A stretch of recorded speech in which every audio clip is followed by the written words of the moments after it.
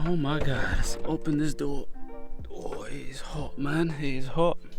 I think we're supposed to get like 30 degrees, which is going to be very hot in the UK, but I am actually sweating. You guys can't see though.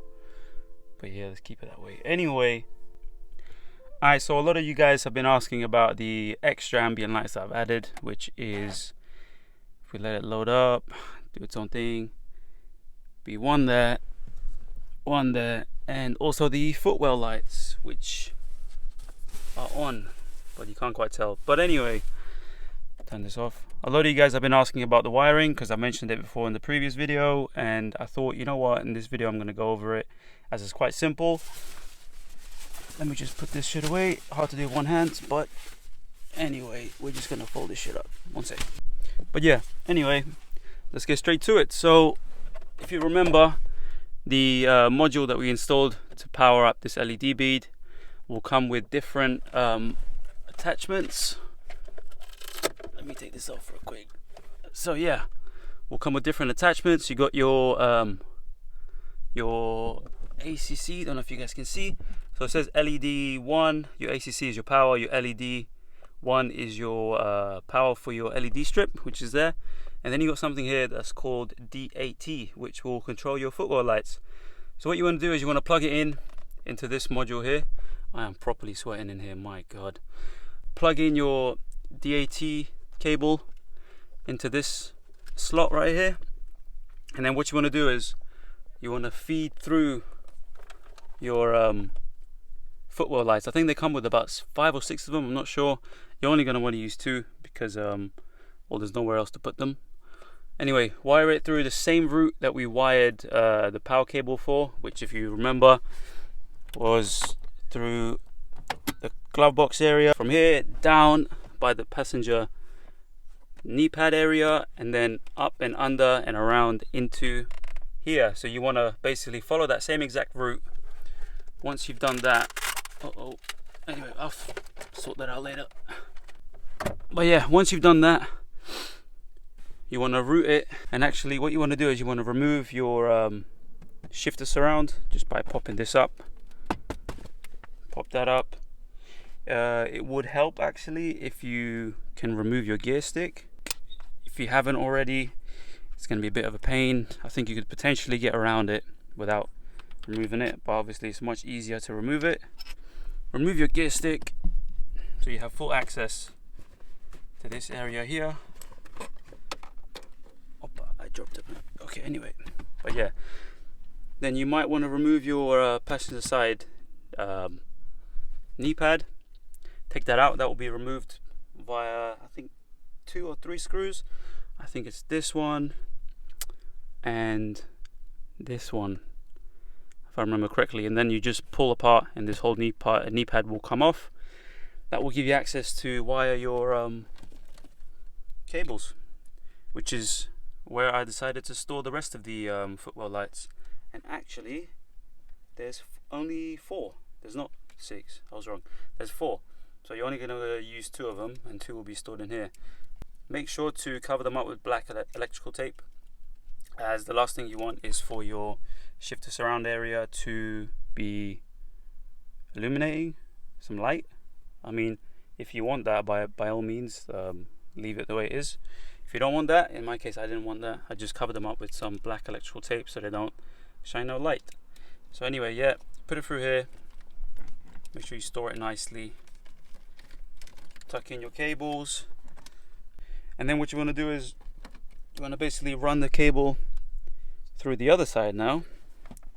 So remove this knee pad. So basically just remove both of them.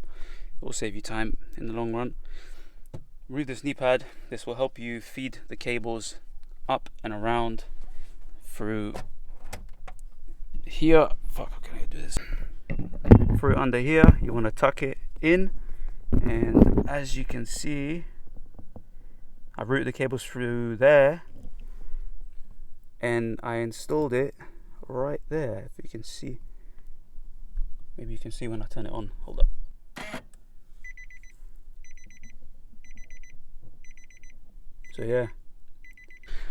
So moving on to the ambient lights on the driver's side underneath the steering wheel area. Alright guys, before we move on, I just forgot to address the passenger side. Just make sure you leave one hanging around the passenger footwell area so you can mount it. It's just mounted by double-sided Velcro, and that's pretty much it. First things first, you want to measure out the correct length for this LED strip. Cut to length on both sides, and then what you want to do is, if you remember before, I showed you guys this. You got LED 1 and LED 2. That basically gives you the option to put 2 LED strips on there, which is what I've done on that side. And as for the power, because I think that's all you really need to know, is how you get the power. You basically want to remove this piece of trim here. You can just pull on it.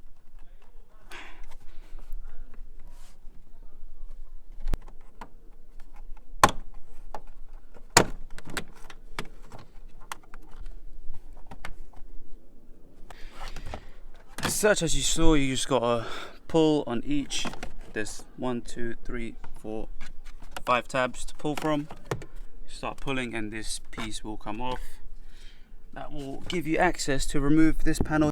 Sorry about that. That will give you access to remove this panel here, which can be removed quite easily, as so. You don't actually need to remove that, or do you? Now you do, because you need an earthing point. So if you follow the red cable that I've got here, as you can see, it taps into the existing fuse via a fuse tapper. You want to basically replicate the same thing and tap into this specific fuse. I'll see if I can get you guys a diagram of what fuse this is, but it's basically going to be tapping into that. I believe it's, I forgot the exact amp fuse to use. I think it's 10 amp fuse, I'm not sure.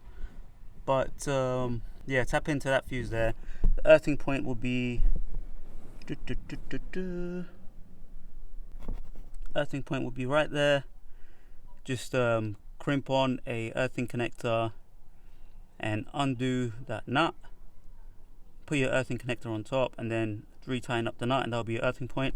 And that will be it as far as the power goes. You just want to tap into one of the fuses via a like a piggyback fuse tapper, and that's about it. And that's all you need, really, in my opinion.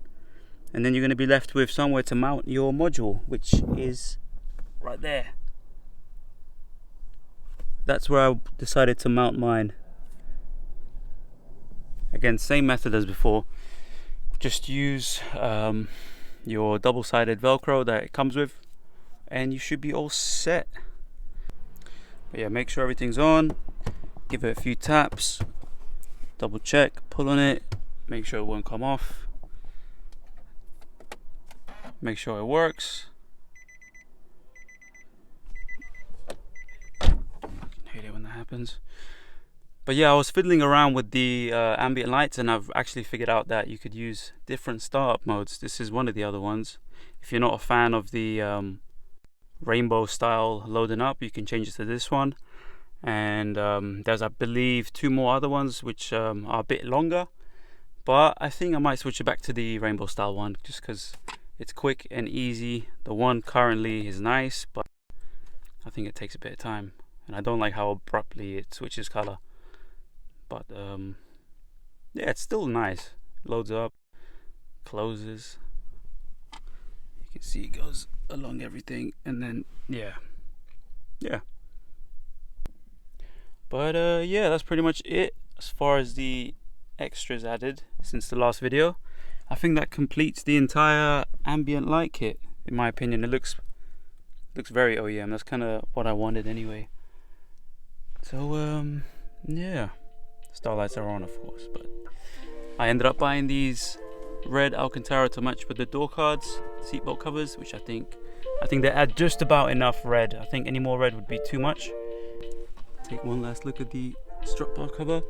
I ended up wrapping the top bits over there in don't press the buttons.